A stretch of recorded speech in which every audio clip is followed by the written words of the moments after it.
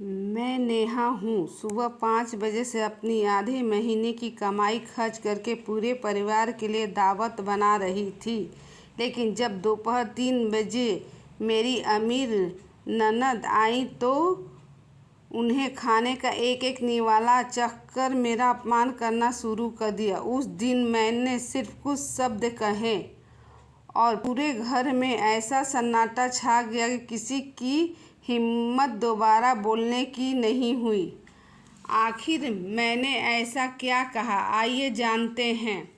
मेरे ससुराल में कई वर्षों से एक परंपरा चली आ रही थी।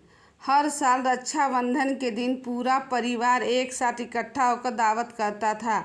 मेरी दोनों नंदें चाहे कितनी भी व्यस्त हो, अपने पूरे परिवार के साथ मैके ज़रूर आती। सुनने में यह परंपरा बहुत प्यारी लगती थी, लेकिन मेरे और मेरे पति के लिए यही साल का सबसे थका देने वाला दिन होता था। मेरे पति घर के सबसे बड़े बेटे थे और मैं सबसे बड़ी बहू, इसलिए बाज़ार से सामान लाना, सब्जियां खरीदना, राशन जुटाना, खाना बनाना, मेहमानों को परोसना, फिर सफाई और बर्तन धोना, सब कुछ हमारी ही जिम्मेदारी माना जाता था। मेरे पति एक प्राइवेट कंपनी में वेल्डर का काम करते थे और मैं घर के कपड़ों की सिलाई, अचार, पापड़ बनाकर कुछ कमाई कर लेती थी। हमारी आमदनी बहुत ज़्यादा नहीं थी, लेकिन हम हर महीने थोड़ा थोड़ा बचाकर अपने दोनों बच्चों की पढ़ाई और बूढ़े सास ससुर की देखभाल का खर्च उठाते थे। दूसरी ओर मेरी दोनों नंदों की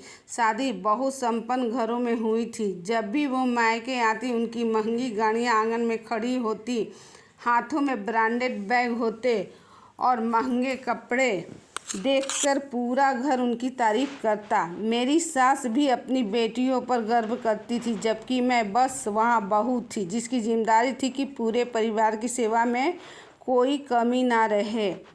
उस साल भी रक्षाबंधन की सुबह 5 बजे से पहले ही मैं और मेरे पति उठ गए थे। रात को हल्की बारिश हुई थी, लेकिन मौसम में उमस इतनी थी कि कुछ ही देर में शरीर पसीने से भीग गया। मेरे पति बाजार से लाया हुआ चिकन और मटन साफ करने लगे और मैं चावल धोने, मसाले पीसने, बिरयानी, चिकन करी, मटन, मछली और कई तरह के व्यंजन बनाने में लग गई। सास ससुर के लिए अलग से दाल और सब्जी भी बनानी थी। मेरी सास घुटनों के दर्द के बावजूद छड़ी के सहारे बार बार रसोई तक आती और कहती, नेहा बहू, मटन के छोटे टुकड़े रखना, छोटी बेटी के बच्चों को आसानी होगी। थोड़ी देर बाद फिर आवाज़ देती, मछली अच्छी तरह कुरकुरी तलना, बड़ी बेटी के बेटे को ऐसे ही पसंद है। मैं हर बार मुस्कुराकर सिर्फ इतना कहती, जी माँ, और फिर अपने काम में लग जाती।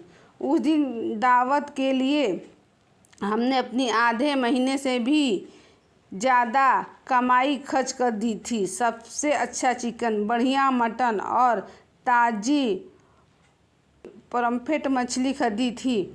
मेरे लिए वो बचत सिर्फ पैसे नहीं थे, बल्कि कई महीनों की मेहनत और अधूरी इच्छाओं का सहारा थी। फिर भी हमने बिना किसी शिकायत के सब कुछ खर्च कर दिया, क्योंकि हमें लगता था कि अपने घर आने वालों के चेहरे की मुस्कान सबसे बड़ी खुशी होती है। सुबह 11:30 बजे जब तक पूरा खाना तैयार हो चुका था, हमने बड़े प्यार से सारी थालियाँ सजा दी और मेहमानों का इंतज़ार करने लगे। 12 बजे, फिर 12:30 बजे, फिर 1 बज गया। खाना धीरे धीरे ठंडा होने लगा, लेकिन मेरी दोनों नंदों का कहीं पता नहीं था। करीब 3 बजे 2 महंगी गाड़ियाँ घर के बाहर आके रुकी। दोनों नंदें हंसते मुस्कुराते उतरी, जैसे उन्हें बिल्कुल अंदाज़ा ही ना हो कि कोई सुबह से उनका इंतजार कर रहा है। माँ के पैर छूते ही मेरी सास का चेहरा खिल उठा। उन्होंने प्यार से पूछा, इतनी देर कैसे हो गई? बड़ी ननद हंसते हुए बोली, माँ, रास्ते में मॉल दिख गया था, थोड़ी शॉपिंग कर ली। वैसे भी खाना तो घर का ही है, भाग थोड़ी जाएगा। उनकी बात सुनकर सब हंस पड़े, लेकिन उस हंसी में मेरी और मेरे पति की सुबह 5 बजे से की गई मेहनत और भूख किसी को दिखाई नहीं दी। हम दोनों ने सुबह से ठीक से पानी तक नहीं पिया था। मैंने चुपचाप रसोई में जाकर सारा खाना दोबारा गर्म करना शुरू किया। बिरयानी की खुशबू पहले जैसी नहीं रही।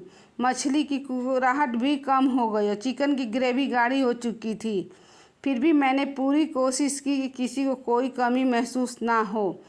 कुछ देर बाद सभी लोग खाने की मेज पर बैठ गए। मैंने सबसे पहले ससुर जी की थाली में थाली लगाई, फिर सास और दोनों नंदों के, उनके पतियों और बच्चों की प्लेटें भरने लगी।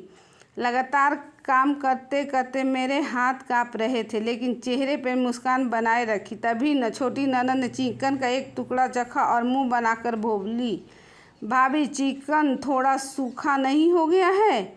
हमारे यहाँ तो इससे कहीं ज़्यादा सॉफ्ट बनता है। मैंने धीरे से कहा, दीदी खाना दोपहर तक तैयार था, 3 घंटे इंतज़ार में दोबारा गरम करना पड़ा, इसलिए शायद मेरी बात पूरी भी नहीं हुई थी कि बड़ी ननद ने बिरयानी चखते हुए कहा, और नमक भी थोड़ा कम है। इतनी बड़ी दावत में ऐसी छोटी छोटी बातें ध्यान रखनी चाहिए। फिर उसने मछली की तरफ देखते हुए मुस्कुरा कर कहा, माँ आपने तो कहा था कि नेहा बहुत अच्छा खाना बनाती है, लेकिन आज तो मज़ा ही नहीं आया। उनकी बातें सुनते ही मेरे पति का हाथ थाली पे ही रुक गए। मैंने उनकी आंखों में देखा, वह गुस्सा नहीं था, बस अपनी मेहनत का अपमान होने का गहरा दर्द था। तभी मुझे महसूस हुआ कि अगर आज भी मैं चुप रही तो सिर्फ खाने का ही नहीं, हमारे आत्मसम्मान का भी अपमान होगा। मैंने पहली बार सबके सामने गहरी सांस ली और शांत आवाज में कहा, दीदी एक बात पूछूं? पूरा कमरा अचानक शांत हो गया। सबकी नज़रें मेरी तरफ उठ गई। मैंने बिना गुस्सा किए कहा, अगर ये खाना आपको पसंद नहीं आया तो उसकी जिम्मेदारी मेरी है, लेकिन क्या आप यह भी जानना चाहेंगी कि इस एक थाली के पीछे कितना पसीना, कितनी नींदें और कितनी कमाई लगी हैं? मेरी बात सुनते ही मेरे पति ने सिर झुका लिया और ससुर भी पहली बार ध्यान से मेरी तरफ देखने लगे। मैंने आगे कहा, आज सुबह 5 बजे से मैं और आपके भैया रसोई में खड़े हैं इस दावत के लिए। हमने अपनी आधे महीने से भी ज़्यादा की कमाई खर्च कर दी, इसलिए नहीं कि कोई हमारी तारीफ़ करे, बल्कि इसलिए कि जब आप मायके आए तो आपको कभी ये महसूस ना हो कि आपके अपने घर में किसी चीज़ की कमी है। मेरी आंखों से आंसू बहने लगे। मैंने भरमाई आवाज़ में कहा, लेकिन आज आपने चिकन का सूखापन देख लिया, बिरयानी का नमक देख लिया और मछली की कुरकुराहट भी देख ली। क्या किसी ने मेरे माथे का पसीना देखा? क्या किसी ने ये पूछा कि सुबह से मैंने 1 गिलास पानी भी आराम से पिया या नहीं? इतना कहते मेरी आवाज़ कांपने लगी। तभी मेरे पति उठे और पहली बार सबके सामने मेरा हाथ पकड़कर मेरे साथ खड़े हो गए। उसी समय कुर्सी खिसकने की आवाज़ आई। मेरे ससुर जी धीरे धीरे खड़े हुए। उनकी आंखें नम थीं। उन्होंने अपनी दोनों बेटियों की तरफ देखा और भारी आवाज़ में बोले, बस बहुत हो गया। पूरे कमरे में सन्नाटा छा गया। उन्होंने कहा, जिस बहू ने इस घर को अपना समझकर अपनी मेहनत, अपनी कमाई, अपना सुख इस परिवार पर लगा दिया, आज उसी की मेहनत का मजाक उड़ाया जा रहा है। तुम दोनों साल में 1 दिन मेहमान बन के आती हो, लेकिन ये मत भूलो कि यह घर रोज़ तुम्हारे भाई और तुम्हारे भाभी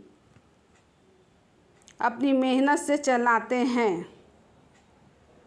महंगे कपड़े, बड़ी गाड़ियाँ और ऊंचा रहन सहन किसी इंसान को बड़ा नहीं बनाते, बड़ा दिल बनाता है।